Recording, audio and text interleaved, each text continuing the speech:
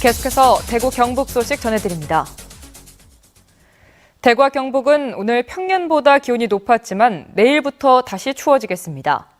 오늘 낮 최고 기온이 대구 8.5도, 안동 8.3, 포항 8.2도까지 올랐습니다.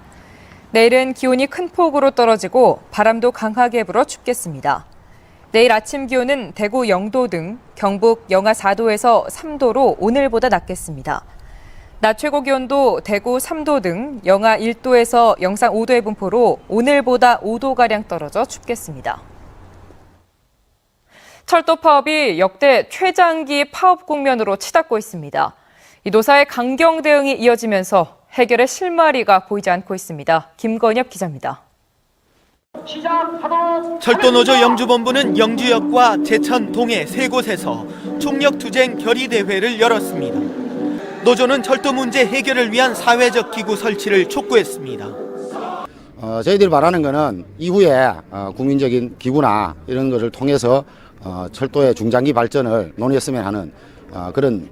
노조는 진전이 없으면 대통령 당선 1주년인 내일 또 한 번 상경투쟁에 나설 예정입니다.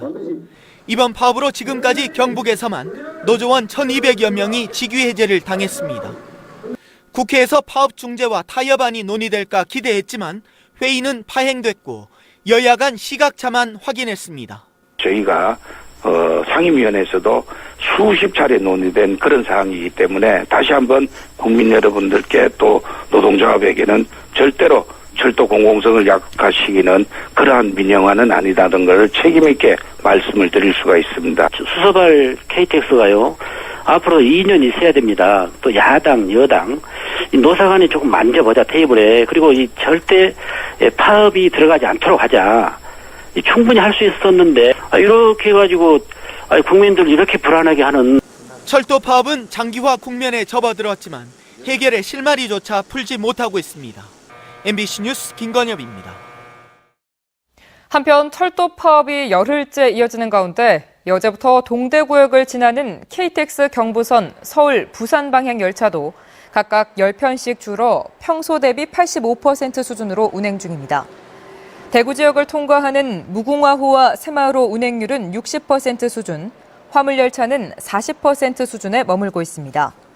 철도노조는 정부나 코레일이 압수수색과 노조 간부 체포 등 부당한 탄압으로 철도 파업에 대응한다며 내일 2차 대규모 집회를 열기로 했다고 밝혔습니다.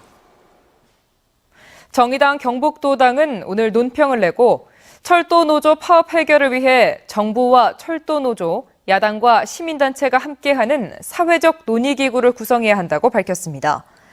또 정부가 국민의 재산인 철도를 지키겠다는 철도 노동자 7천여 명을 직위해제시키고 노조의 정당한 요구도 짓밟고 있다며 사회적 논의기구를 통해 국가기관 산업인 철도의 민영화를 방지하는 법적, 제도적 장치를 마련하라고 촉구했습니다. 포항제철소 직원 2명의 사망사고를 수사 중인 포항 남부경찰서는 숨진 직원 2명이 공사 경력이 20년이 넘는 관리소장과 회계 담당자인 점으로 미뤄 이들이 작업 점검차 현장을 찾았다가 사고를 당한 것으로 보고 안전수칙 준수 여부 등을 집중 조사하고 있습니다. 경찰은 오늘 사고 현장에 대한 2차 검증을 실시하고 포스코건설과 하청업체 관계자, 동료 근로자 등을 소환해 원하청 계약 전반에 대해서도 조사할 계획입니다. 새누리당 조원진 의원이 안전행정부로부터 받은 자료에 따르면 지난해 12월 기준 대구에는 광역과 기초자치단체위원회가 720개로 2년 전보다 141개가 늘었습니다.